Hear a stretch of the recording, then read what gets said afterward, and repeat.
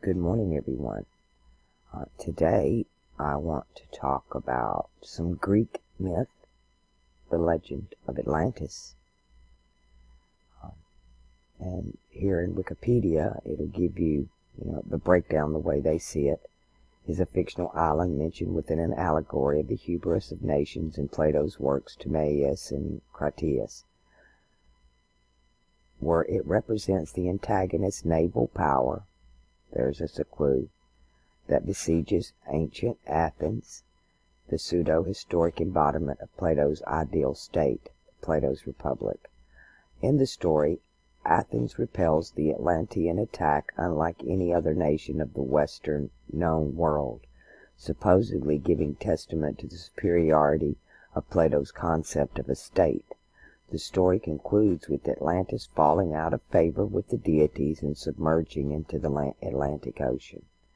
Despite its minor importance in Plato's work, the Atlantis story has had a considerable impact on literature. The allegorical aspect of Atlantis was taken up in utopian work of several Renaissance writers, such as Sir Francis Bacon's New Atlantis, very important to know, and Thomas More's Utopia. On the other hand, 19th century amateur scholars misinterpreted Plato's narrative as historical tradition, most notably in Ignatius L. Donnelly's Atlantis, the Antediluvian World. Plato's vague indications of the time of the event, more than 9,000 years before his time, and the alleged location of Atlantis beyond the Pillars of Hercules, has led to much pseudoscientific speculation. As a consequence, Atlantis has become a byword for any and all supposed advanced prehistoric lost civilizations and continue to inspire contemporary fiction from comic books to films. Now, here is Raphael's depiction of Plato. And as you can see, he looks a lot like some of Michelangelo's work and the creation story. And he's also doing the one-up Jupiter finger, as above, so below. So he's telling you right off the bat, this is all Masonic, this is all hidden knowledge. And that work is by, Raphael, the School of Athens. Now, if you come over here, this is just a small excerpt of Plato's Atlantis. And if you go down and to start reading the description here, it's a lot like reading the Bibble-Babble. And basically, this describes what Atlantis looked like, and a lot thrown in there. But still, let's take a look at some images. This is a depiction of Atlantis. It's this round city, and it's got these circles around circles. And the more you get into it, you realize it's a lot like the book of Revelations, and it is describing a zodiac, as above, so below. That's the way the builders have always done it. To me, all the peoples have always been in all of the ages. It's just who rules which age. When, as Jerusalem became a state, Cairo fell. As Rome became a world power, Jerusalem fell. As the next world power comes into being, Rome must fall. Just as Atlantis did, the way they describe this happening, we can generally determine what age it occurred in. It was all about great naval powers. Well, the last age of water that we know of is the age of Cancer. And the moon ruled Cancer. And this was the age of the Great Flood.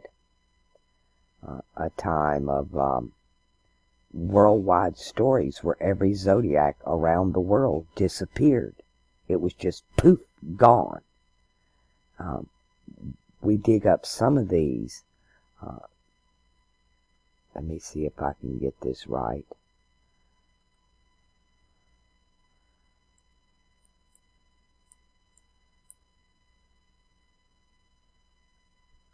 Gobekli Tepe. Gobekli Tepe is one of the oldest that we found, the most recent dug up. It's in Turkey, and I've looked a lot at these on all the pillars. See if we can get this image to come up. On all of these pillars, it is what I call the language of the birds, because they all depict birds in flight.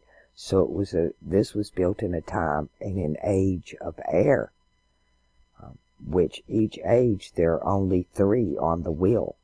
You have cardinal air, which is Libra, before the flood, and then you had mutable air with Mercury after the flood, and now we're coming into which was the first and will be the last age of air, Aquarius.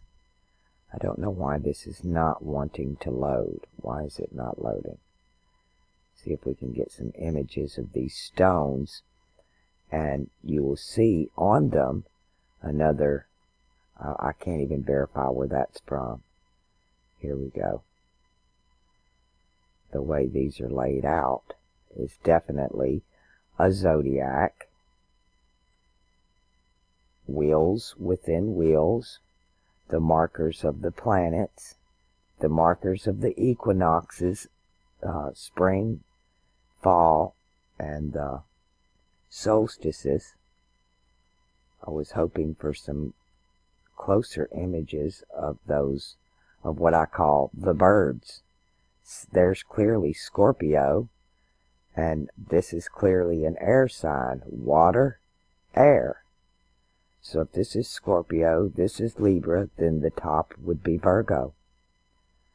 Let's see if we can get a different one. More birds over here.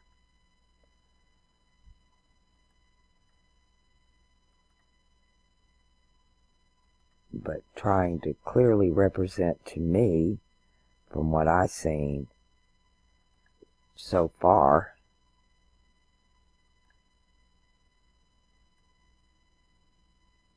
here's one that we're not familiar with, but understand this is part of the Orient.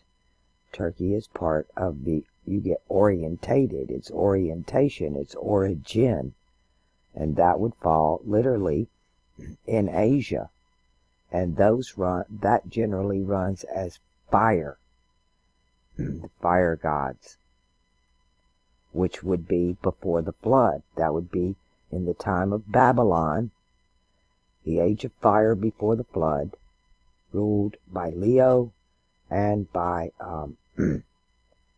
Leo, the star Regulus, and ruled by the sun.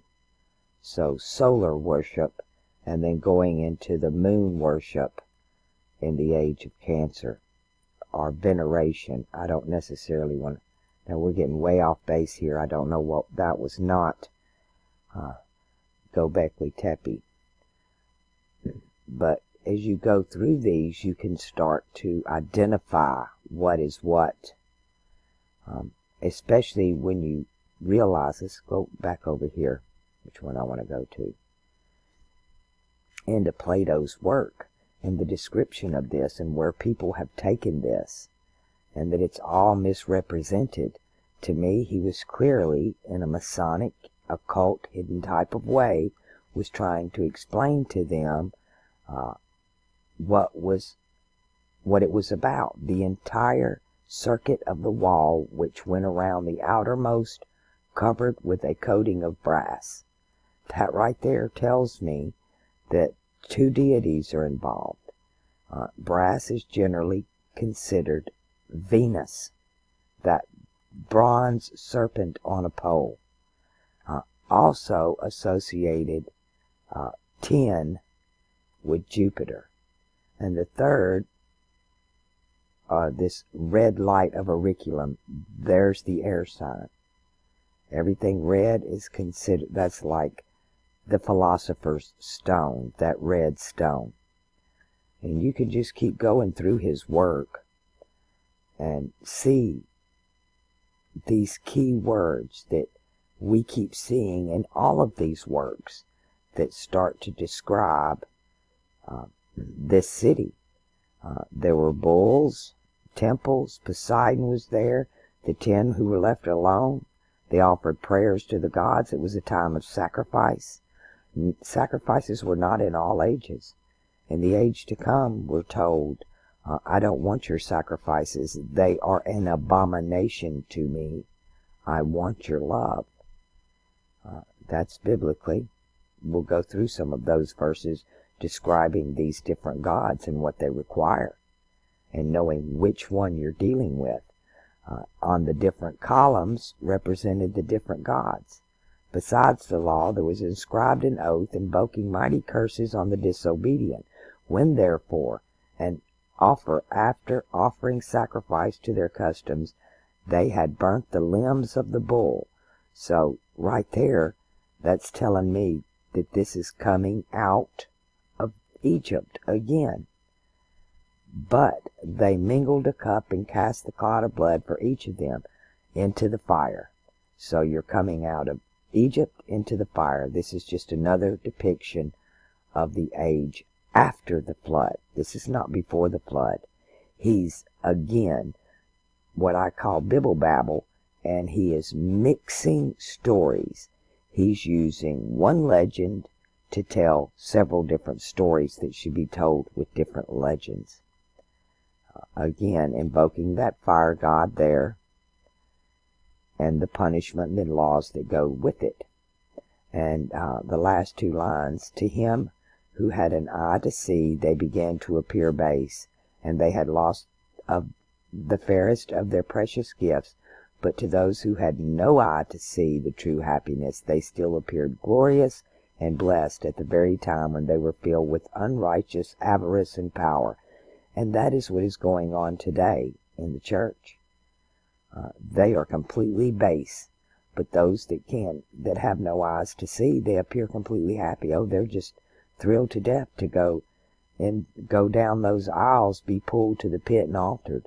And again, we see who here is influencing this. Zeus, Jupiter, the god of God, who rules with law and is able to see into such things, perceiving that an honorable race was in a most wretched state.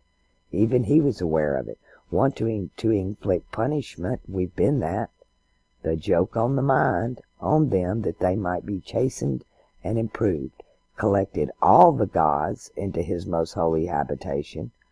His holy habitation, he rules the mutable cross, so he has 2. And that is Sagittarius, where everybody's gathering right now, or Pisces, where we're all at right now, being placed in the center of the world, seeing all things that partake of generation. And when he called them together, he spake as follows. And Plato never finished that. Here Plato's work abruptly ends. You get the image of this wise old beard man taking a break to work out the words that Zeus would speak, and never coming back to it. So he didn't finish that. But to me, when I look at it, when I look at the writings, when I look at the descriptions, when I look at the metals, the colors, whether or not they're sacrifices, whether or not they're invoking, we're talking about water, fire, earth, or air, whether they're talking about birds that would represent the air, feathers that would represent the air, you can gather which age they're talking about and which age all of this occurred in. So again, they're telling the tale of the heavens. They're telling the tale of the zodiac. And they try to interpret it. And again, as above, so below. If it happened up there, yes, it happened down here. As above, so below. As without, so within.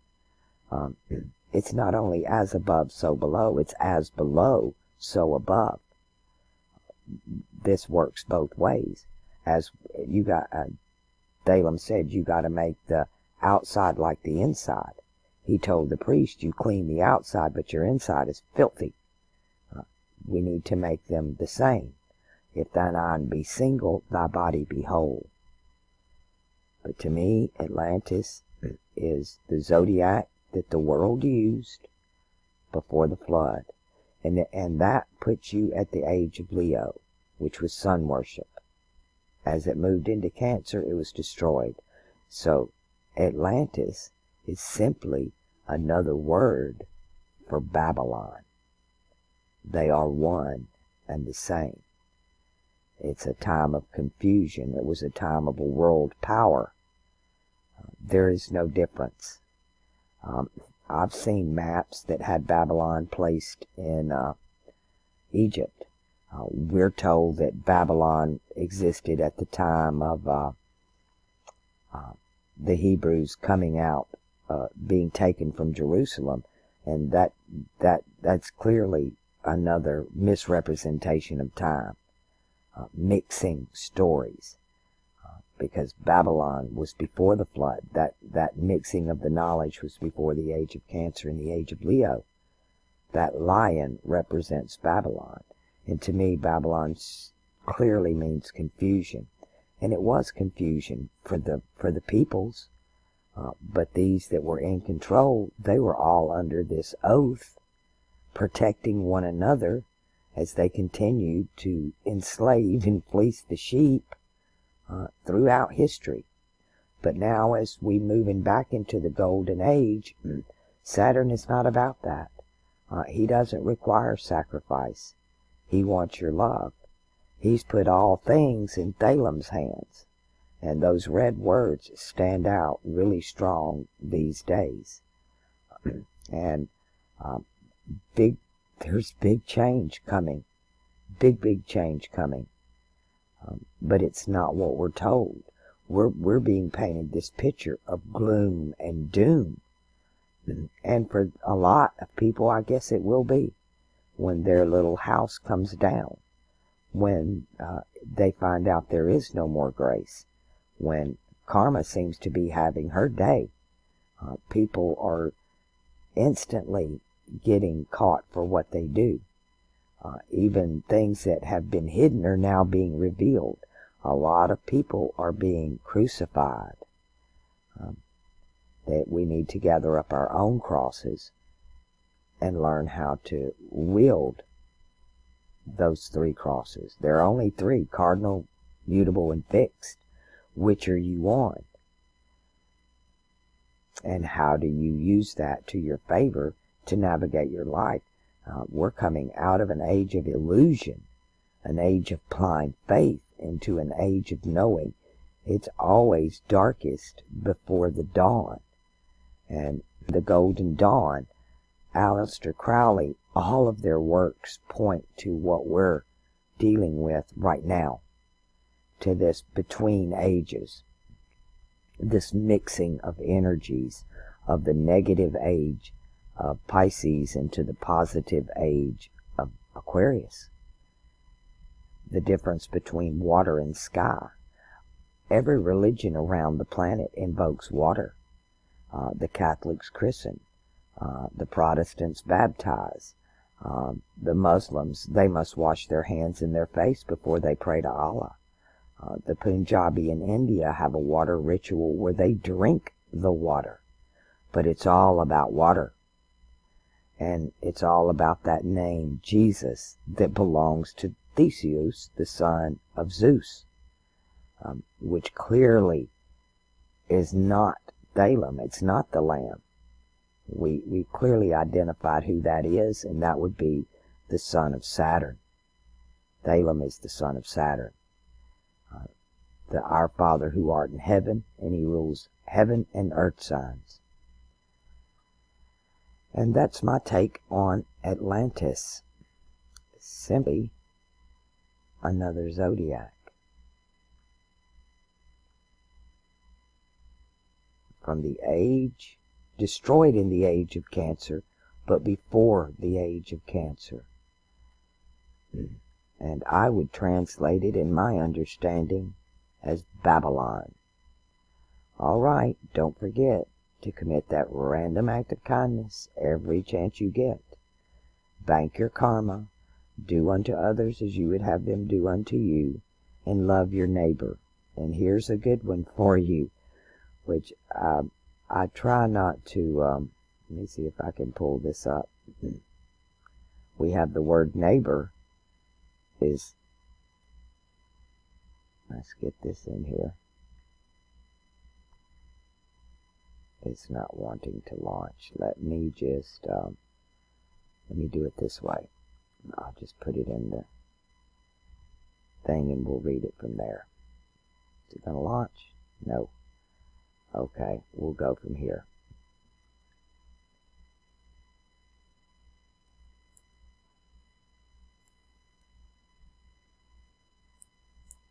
I didn't spell that right. Neighbor.